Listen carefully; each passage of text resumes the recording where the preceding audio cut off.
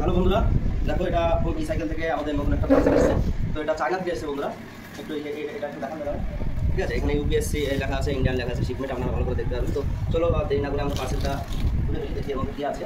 আমাদের একটা sport ওয়েল্ডিংয়ের order ছিল, আর একটা ছিল হচ্ছে কন্ট্রোলার, স্কুটির কন্ট্রোলার।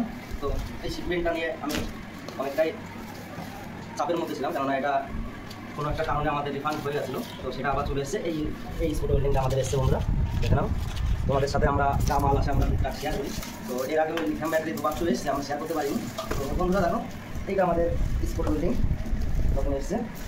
তো আমাদের কন্ট্রোলারটা আসেনি বন্ধু, এখানে শুধু স্পোর্ট ওয়েল্ডিংটাই এসেছে। এর জন্য আমার এক্সট্রা আমাদের কাস্টম ডিউটি লেগেছে 1004 টাকা এক্সট্রা দিতে হয়েছে। এটা ইন্ডিয়া থেকে কিনলে আমার আরও 3-4 হাজার টাকা এমনি কমে যেত। তো এই মালটা হেভি কোয়ালিটির একটা মাল আছে, আমি এটা ওপেন করে তোমাদের সাথে শেয়ার করবো বন্ধুরা।